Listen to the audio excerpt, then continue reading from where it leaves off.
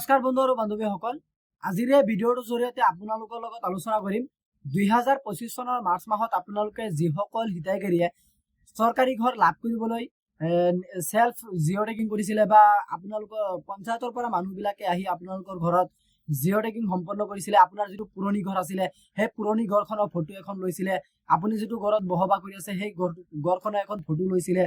তো আপোনালোকৰ যদি জিঅ' টেগিং সম্পন্ন কৰিছিলে তাৰ পিছত আপোনালোকে KYC সম্পন্ন কৰিছিলে, তো আপোনালোকৰ কাৰণে সেইসকল হিতাধিকাৰীসকলৰ কাৰণে কিন্তু ইতিমধ্যে এটা ভাল খবৰ আহি পৰিছে। যদি আপোনালোকে KYC সম্পন্ন কৰিছিলে তাৰ পিছত কিন্তু আপোনালোকৰ ভেৰিফিকেশ্যন লিষ্টখন ওলাইছিলে আৰু সেই ভেৰিফিকেশ্যন লিষ্টখনত নাম থকা প্ৰত্যেকজন হিতাধিকাৰীয়ে কিন্তু জিঅ' টেগ ঘৰ লাভ কৰিবলৈ সক্ষম হ'ব।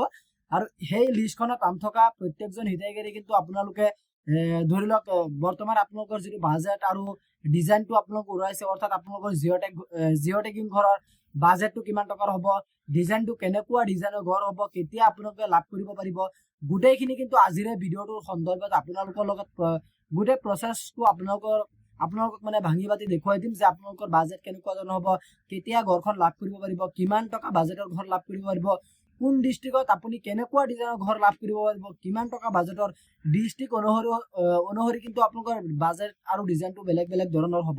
আমাৰ গোটেই অসমখন কিন্তু আপোনালোকে 6খন ধৰণৰ ঘৰ আপোনালোকে লাভ কৰিবলৈ সক্ষম হ'ব। এতিয়া আহক আমি ভিডিঅ'টো আৰম্ভ কৰোঁ আৰু আপোনালোকক দেখুৱাই দিওঁ যে আপোনালোকে সেই বাজেট আৰু ডিজাইনটো কেনেকৈ চেক কৰিব পাৰিব আৰু আপোনালোকে সেইটো সকলোৱে জনা দৰকাৰ।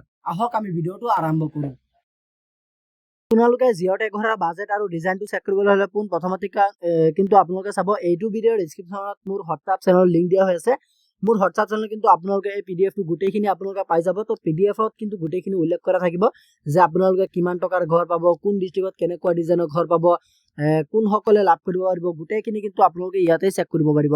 তো প্ৰথমতে আপোনালোকে ইয়াত এটা কথা লক্ষ্য কৰিব যে ইয়াৰ আমাৰ গোটেই অসমখনৰ মেপখন ইয়াতে দিয়া হৈ আছে আৰু ইয়াতে আপোনালোকে চাব পাৰিব জোন A, Jon B, Jon C, Jon D, Jon E বুলি লিখা আছে। গতিকে এই 6টা আপোনালোকৰ লিখা আছে, অৰ্থাৎ আপোনাৰ এইটোৱে হৈছে যে অৰ্থাৎ আপোনালোকে আমাৰ গোটেই অসমখন কিন্তু 6খন ধৰণৰ ঘৰ আপোনালোকে লাভ কৰিবলৈ সক্ষম হ'ব।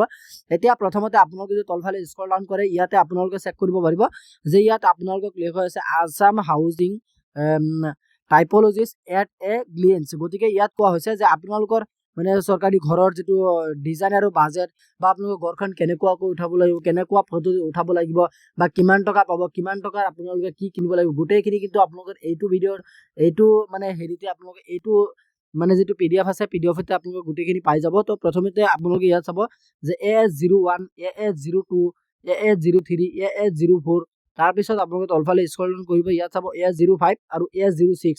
আপোনালোকে এই 6টা ঘৰ আমাৰ গোটেই অসমখনত আপোনালোকে যোগ্য হিতাধিকাৰীসকলে এতিয়াৰে পৰা লাভ কৰিব পাৰিব 2026 চনৰ পিছৰ পৰাই। তো আপোনালোকে এই ঘৰ কেইখনৰ এতিয়া আপোনালোকৰ মনত প্ৰশ্ন যে AS01ৰ ঘৰটো কোন কেইটা ডিষ্ট্ৰিক্টত আপোনালোকে লাভ কৰিব পাৰিব। এতিয়া প্ৰথমতে চাব AS01ৰ ঘৰটো আপোনালোকে চাগে নিশ্চয় লক্ষ্য কৰি দেখি আছে। তাৰপিছত আপোনালোকে ইয়াতে চাইডত আপোনালোকে চাব যে মই ৰঙা আখৰেৰে মই আপোনালোকক চিন দি দেখুৱাই দিছোঁ যে এইকেইটা ডিষ্ট্ৰিক্টে পাব: Barpeta, Nalbari, Darrang, Morigaon, south of Kamrup, Nagaon, Golaghat and south of Sonitpur. আপোনালোকে এইকেইটা ডিষ্ট্ৰিক্ট কিন্তু আপোনালোকে AS01ৰ ঘৰখন আপোনালোকে ছেম টু ছেম এনেকুৱা ডিজাইনৰ লাভ কৰিবলৈ সক্ষম হ'ব। আৰু ইয়াৰ কাৰণে কিন্তু আপোনালোকৰ মুঠ বাজেটটো কিমান টকাৰ হ'ব ইয়াত চাব 1,67,268 rupees টকাৰ। তাৰপিছত যদি আপোনালোকে তলফালে আকৌ স্ক্ৰল ডাউন কৰে ইয়াতে আপোনালোকে চেক কৰিব পাৰিব AS02ৰ আপোনালোকে ছেম টু ছেম এনেকুৱা ডিজাইনৰ ঘৰখন লাভ কৰিব পাৰিব। আৰু AS02ৰ কাৰণে আপোনালোকে কোনকেইটা ডিষ্ট্ৰিক্টত লাভ কৰিব, ধেমাজি, লখিমপুৰ, যোৰহাট আৰু শিৱসাগৰ সকলে। তাৰপিছত কিন্তু আপোনালোকৰ AS02ৰ আপোনালোকৰ মুঠ বাজেটটো কিমান টকাৰ হ'ব ইয়াতে আপোনালোকে চেক কৰিব পাৰিব। AS02ৰ যিটো বাজেট আছে বাজেটটো আপোনালোকৰ হ'ব 1,55,808 rupees টকাৰ। তাৰপিছত যদি আপোনালোকে তলফালে আকৌ স্ক্ৰল ডাউন কৰে ইয়াতে আপোনালোকে চেক কৰিব পাৰিব AS03ৰ ঘৰখন কিন্তু আপোনালোকে ছেম টু ছেম এনেকুৱা ডিজাইনৰ লাভ কৰিব পাৰিব। আৰু ইয়াৰ কাৰণে কিন্তু আপোনালোকৰ কাৰ্বি আংলং আৰু ডিমা হাছাওৰ হিতাধিকাৰীসকলে অৰ্থাৎ যোগ্য হিতাধিকাৰীসকলে চৰকাৰী পকীঘৰ নোপোৱা প্ৰতিটো যোগ্য হিতাধিকাৰীসকলে লাভ কৰিব পাৰিব। তাৰপিছত কিন্তু আপোনালোকে AS03ৰ কাৰণে আপোনালোকৰ কষ্ট এষ্টিমেট অৰ্থাৎ বাজেটটো কিমান টকা হ'ব 1,76,949 rupees টকা। তাৰপিছত আপোনালোকে যদি তলফালে আকৌ স্ক্ৰল ডাউন কৰি ইয়াতে আপোনালোকে চেক কৰিব পাৰিব AS04ৰ ঘৰখন কিন্তু আপোনালোকে ছেম টু ছেম এনেকুৱা ডিজাইনৰ লাভ কৰিব পাৰিব। আৰু ইয়াৰ কাৰণে কিন্তু আপোনালোকে চাব পাৰিব কোকৰাঝাৰ, চিৰাং, বাক্সা, ওদালগুৰি, শোণিতপুৰ, বঙাইগাঁও, ধুবুৰী, গোৱালপাৰা, কামৰূপ সাউথ গোলাঘাট, গতিকে আপোনালোকে এইকেইটা ডিষ্ট্ৰিক্ট লাভ কৰিব পাৰিব। তাৰপিছত কিন্তু আপোনালোকে আকৌ তলফালে স্ক্ৰল ডাউন কৰিব, ইয়াৰ 04 আপোনালোকৰ কষ্ট ইনষ্ট্ৰুমেণ্টটো কিমান আছে 1,86,404 ৰুপিজ টকাৰ। তাৰপিছত আপোনালোকে আকৌ যদি তলফালে স্ক্ৰল ডাউন কৰে ইয়াৰ 05 কিন্তু আপোনালোকে চেম টু চেম এনেকুৱা ডিজাইনৰ ঘৰখন লাভ কৰিবলৈ সক্ষম হ'ব। আৰু ইয়াৰ কাৰণে কিন্তু আপোনালোকে ইয়াত চাইডতে চাব পাৰিব কাছাৰ, কৰিমগঞ্জ আৰু হাইলাকান্দি সকলে আপোনালোকে এইটো এই 5 নম্বৰ ঘৰখন আপোনালোকে লাভ কৰিবলৈ সক্ষম হ'ব। আৰু ইয়াৰ কাৰণে কষ্ট ইনষ্ট্ৰুমেণ্ট অৰ্থাৎ আপোনালোকৰ বাজেটটো আছে 1,97,247 ৰুপিজ টকাৰ।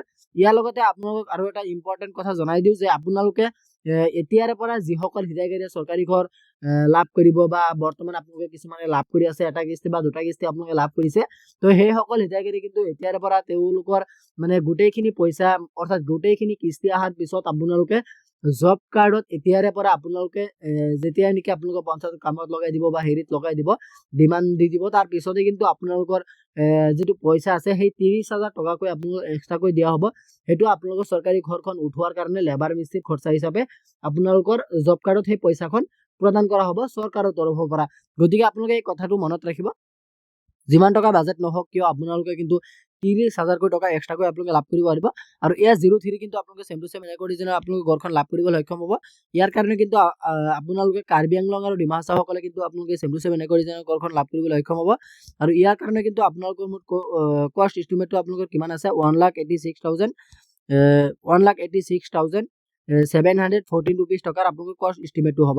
তাৰপিছত আপোনালোকে চাগে নিশ্চয় গমে পাইছে এই 6খন ধৰণৰ ঘৰ আপোনালোকে আমাৰ গোটেই অসমখনতে আপোনালোকে লাভ কৰিবলৈ সক্ষম হ'ব। আপোনালোকে যিসকল হিতাধিকাৰীয়ে জিঅ' টেকিং কৰিছিলে বা চৰকাৰী ঘৰৰ কাৰণে এপ্লাই কৰিছিলে, তো সেইসকলে কিন্তু আপোনালোকে এই ঘৰখন লাভ কৰিবলৈ সক্ষম হ'ব।